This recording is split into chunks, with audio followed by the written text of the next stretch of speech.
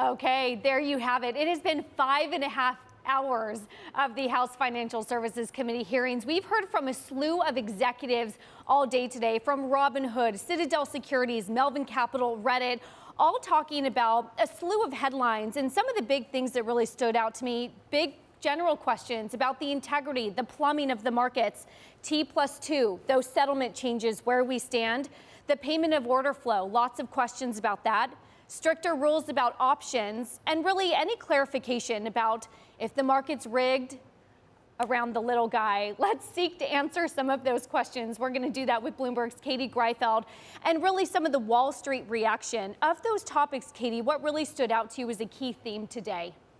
Well, I was actually really interested in a comment from Melvin Capital founder Gabe Plotkin. He said that the hedge fund industry as a whole is going to have to adapt to this experience with GameStop. And just to recap, we all know by now that GameStop's short interest heading into the squeeze was very high. It was about 141%, which is pretty astronomical. So he said that Melvin Capital already has a data science team that is monitoring message boards, which is really interesting because if you really scrape Reddit and Wall Street Bets, the first posts about Melvin Capital and the potential for a short squeeze actually showed up in October. So that probably would have been pretty helpful for Melvin to know, since in January alone, Bloomberg News reported that they lost 53% on that GameStop short. Did we get any further clarification today about the interrelationship of all of these people, where there was a lot of questions about maybe misconduct? What did we learn today? That was definitely a focus. So you had, plenty of people testifying today, but a lot of time was spent specifically on Robinhood CEO Vlad Tenev and the relationship with Citadel, whether by restricting trading was Robinhood trying to sort of help the hedge funds out. So you saw them try to present a united front. Tenev said explicitly they don't answer to the hedge funds. And what really stuck out to me actually was who wasn't testifying. There wasn't anyone from the clearinghouse there to speak today. And they are really at the heart of this issue, since with the settlement debate, obviously the brokers have to post collateral since trades don't settle. And Robinhood really had issues with that. You saw other brokers have issues. Robinhood had the most. And yet we didn't hear from anyone at the clearinghouse. Katie, this is a technology show, and it was very interesting that through the hearing, there was a sense of frustration about the T+2 settlement. And in one case, there was an issue brought up about blockchain technology, wondering if this could solve the problems. We've gone from T5 to T+2. What is the next step that we learned today about T+1 to real-time settlement? So this is a really nitty-gritty market plumbing issue that doesn't tend to get a lot of attention. And it's really emerged in a big way around this episode. So there is a sense in the industry that maybe we'll get to T+1, maybe we'll get to real-time settlement. And you did see Citadel founder Ken Griffin say that he does expect the industry to get there, but everything has to go perfectly. It complicates margin trading, and given how tricky it is alone, putting it on the blockchain, while maybe that will be a solution in the future, maybe it's a little premature. But when do we get there? Because there were a lot of comments about in the last 5 years how quickly we've come, but now it doesn't seem like maybe the technology is kept up with the pace of which we can really do things. Would T+1 even be a realistic setting in a year or two? That's what I'm dying to know. Yeah. So again, you did see brokerages such as E-Trade, such as Interactive Brokers, they raised their margin requirements, which helped them, get out of the issue that Robinhood ended up staying in. Robinhood had to raise more capital to meet those collateral requirements. So that will be a question, whether the brokerages can raise enough collateral to meet those new settlement demands, as well as what it means for margin trading, because that is a very complicated, in the weeds topic. And the industry has come a far way, but these types of changes tend to take a while. You kill it on the show every time you come on and talk about options. And there were a lot of questions about options trading, if it's too risky, if it's not. On one case, it seems like almost patronizing against the retail investor to say that options are too difficult, you don't understand it. What further clarification did we get around options trading today? So this was my favorite part of the hearing. And again, Gabe Plotkin, you did hear him say that options had a significant impact on what happened. And one of the representatives raised the point that perhaps retail traders don't know enough about how the options markets works in order to effectively trade there, because options, you can buy super deep out of the money options and they're very inexpensive, but your losses are potentially amplified as well. So that's an interesting part. But it's interesting too that this isn't the late 90s. When we're talking about day traders, you are seeing small lot options trades. They've exploded in terms of volume. So it's definitely a different market. And you do get into all these nitty gritty topics such as gamma squeezes. And that, again, it just amplifies the impact that retail traders can have on the market. We need to make a poem about gamma squeezes. That's next. Thank you as always, really just digging into what has been a grueling afternoon. We're going to do that all with Katie Greifeld. That there's another big story that we're following today, and it was lost amidst the shuffle of the hearings. NASA, this has an emotional aspect to it. They successfully landed their largest and most sophisticated science rover on Mars as the spacecraft Perseverance touched down in an ancient river delta that may contain signs of whether the red planet ever harbored microbial life. Joining us now, Vandy Verma, driver and chief engineer for robotic operations of the Perseverance rover. She was just in the mission control room during landing. Vandy, describe to us what the last 2 hours has meant for you. The last few hours are such a roller coaster, and it's really incredible to be there with a team of people, all of whom have so much invested in the landing. And just sharing that moment with them is really very special. So it was very exciting. We were all there together, watching every minute of it unfold, and very excited that we get to begin our real mission on Mars. Okay, so let's talk to us about that. What is your real mission on Mars? What are the next steps that we can expect? So our real mission, we are going to Mars. We're looking for signs of ancient microbial life. We've landed in Jezero crater as we had planned because it's a delta, an ancient river delta, and so we'll be exploring the delta and then climbing out towards the crater rim. And we're collecting cores. That is one of the main things we're doing with this mission, which is new, is that we will be able to return the samples that this mission caches with a subsequent mission. And that'll be the first time that we ever get Martian samples back to Earth. And the incredible thing that allows us to do is use all of the science laboratories and facilities all over Earth to be able to study them.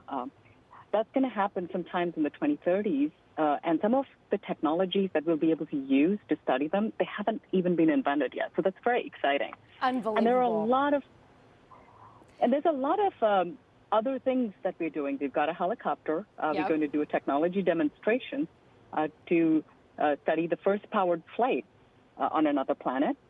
We also are going to look at synthesizing oxygen for the first time for humans, potentially. So there's a lot of very exciting things to come. You talked about the samples, and I just, excuse me if I'll briefly interrupt it. I wonder if it's like picking your favorite child, right? If you can only bring back 37 samples, what are the conversations around what samples to choose, what types of rock, et cetera, you're going to pick to bring home? That's a really good question. The science team consists of hundreds of scientists from all around the world, and they have a lot of interesting discussions about what samples do we really want to bring back, because it's a finite resource. We use instruments that are on the rover, both on the mast and at the end of the robotic arm, to first study the potential location to know that it has the most interesting sample that we want to bring. We also want a diverse set of samples from different locations, and that's what's great about a rover, is that we can drive to different parts and collect very distinct samples. Yeah, talk to us about the driving of this, because you talk about driving the rover, and you mentioned the difficulty of the terrain with rocks and cliffs, and you're near that crater, of course, that has so much tough terrain around it. What are some of the difficulties in now navigating that terrain? So one of the biggest difficulties we have is just the light time delay to Mars. Because Mars is so far away, as you noticed if you were watching the landing, By the time the rover landed, it was 11 minutes later that we even knew that it had landed. Similarly, when we're driving, we can't control it in real time, so we have to pre-think and pre-plan the drive. You have to anticipate all of the things that could go wrong along the drive before you send it. So that's probably one of the most challenging things. And also, we know very little about Mars, and that's why we're going there. We have a lot of information from our previous rovers, but each site is unique. So it's the surface interactions, what a particular type of sandy ripple might be. Is it a polygonal ripple? Is it going to result in some embedding? All of those are interesting challenges that we think about. You hit on a really interesting point where you said some of the technology isn't even yet developed yet to study some of the samples that we're going to be caching in the next 5-10 years. Can you give us a glimpse of what that technology looks like as we try to think to the future here on this technology program? Yeah, so I'm not, as much an expert on the analysis of the samples, but we are really looking for ancient life, the signs of life that may not exist now, but it left remnants. And that requires a lot of detective work. And so you need very sensitive instruments that are able to correlate with signatures that we know and associate with life. And so that's going to be the kind of correlation you can do with the measurements we take in situ, with the Pixel and the Sherlock and the SuperCam and MassCam instruments we have on board, and correlate them with the observations we can make them later with those samples. Vandy, I want to put today's moment into bigger perspective here. I had a 5-year-old nephew who's studying space. He put on his spacesuit and he watched the rover land on Mars. You, of course, you're a woman. You're in the control room. What does this moment mean for the young generation watching, for people looking at the control room, cheering on science? What did this mean, big picture? I think it's really exciting that NASA shares most of our discoveries, and all of the pictures, every single picture that we'll take with this rover will be publicly available. And I'm so excited to hear that your son is interested in this, because it's that excitement that leads people to go ahead and do even more exciting missions for the future. A lot of opportunity. One of the rovers that I drove earlier, it lasted so long that by the time the mission was done, some of the people who watched it land, who were in high school, actually worked on the mission subsequently. So, given how long it'll be by the time these samples come back, the students who are watching, they could be the ones working and analyzing those samples someday. We eagerly await the arrival of those samples and the young generation that can now grow up and one day be able to analyze those. And we thank you for your time today. Vandy Verma, NASA Chief Engineer for Robotic Operations for the Mars 2020 Perseverance rover. What a treat to have you on today. And stay with us, because coming up, we're going to recap the latest out of that House Judiciary Committees and that GameStop hearing, and really what the future looks like for further financial regulation. This is Bloomberg.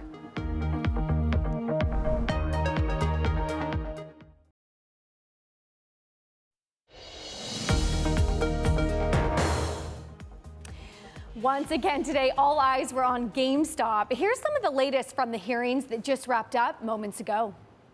How did you misjudge your capital requirements to prevent people from being able to trade during that period in January? I wouldn't say we misjudged our capital requirements. This was a 1 in 3.5 million occurrence event. Robinhood seems to have perfected the gamification of trading. Giving people what they want in a responsible way is what Robinhood is about. We don't consider that gamification. We know that investing is serious. Do you think we need more legislation as a result of what happened here, or did the system actually work? I'm not so sure about legislation per se. What I would say is that increased transparency could help. This is a threat to the future of our financial system, and we got to get to the bottom of it. What steps is your company taking to guard against this? Anything at all? Congressman, we spend a lot of time at Reddit ensuring the authenticity of our platform. And in this specific case, we did not see any signs of manipulation. Look, I'm sorry for what happened. I apologize. And I'm not going to say that Robinhood did everything perfect. And the good news, we still have 2 more hearings to get even more details. Let's get more details today. We're going to do that with Bradley Tusk, Tusk Ventures co-founder and CEO. He was also the former mayoral campaign manager for Michael Bloomberg back in 2009. Bradley, always great to get your perspective. What were the key takeaways for you? To me, the key takeaway is that the world has changed a lot and the regulatory system has not kept up with it. Clearly Congress is going to do its thing, which is just trying to get attention and headlines. And the very fact that we're talking about them makes them happy. Robinhood and Reddit and everyone else are trying to stay out of trouble as much as they can. And there is blame to go around.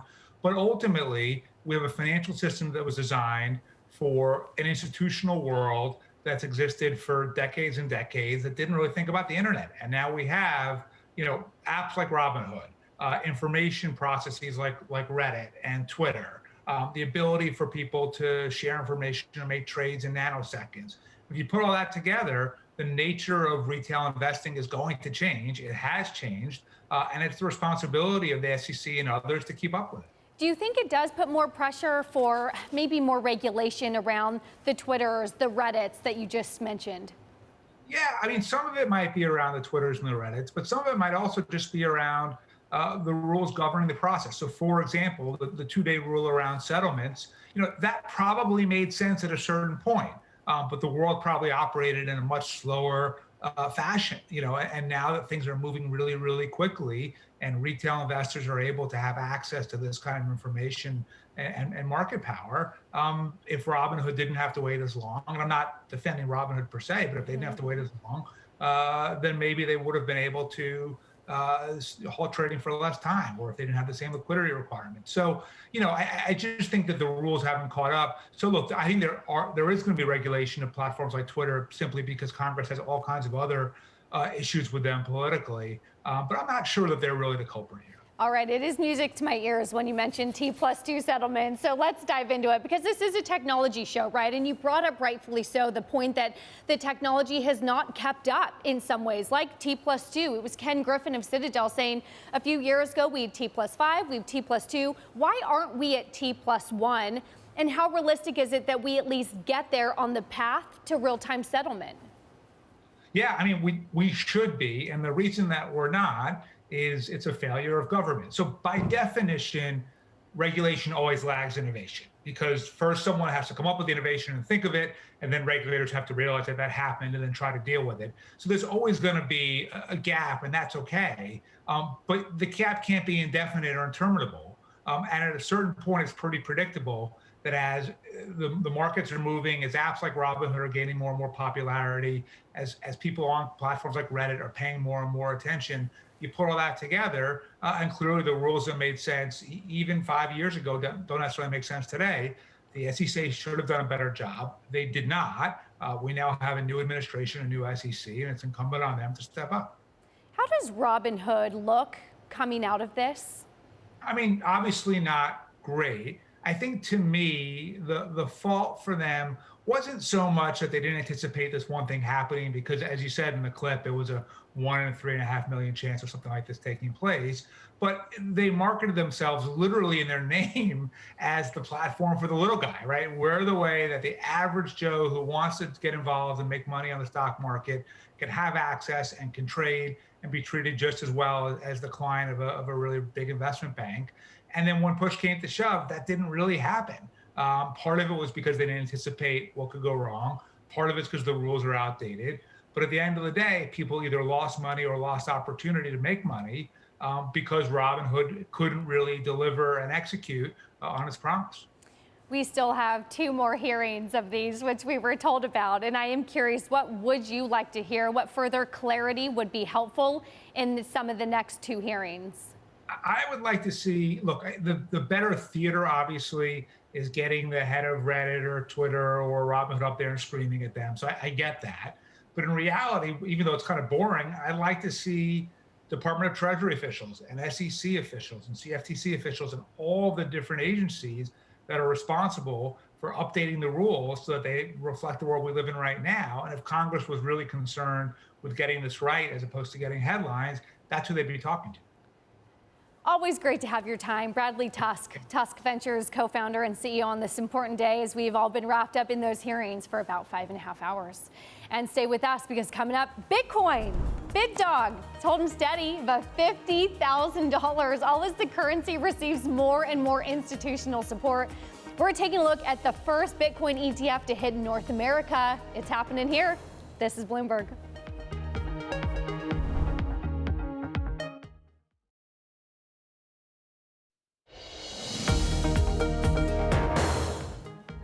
North America just got their first Bitcoin ETF, and it wasted no time getting out of the gate. This is adding already fueled Bitcoin rally and the support that has been seen among institutional investors and money managers. I'm now joined by Greg King. He's CEO at Osprey Capital, which just launched a Bitcoin trust on Tuesday. Greg, great to have you.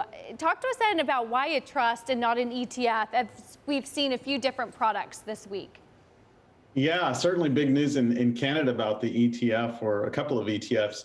So we launched the Osprey Bitcoin Trust. In the US, we don't have a Bitcoin ETF yet, unfortunately, but trusts have been the way to go for a few years. It's actually the same bones of an ETF. It just doesn't have quite as many exemptions as what it takes to make an ETF work.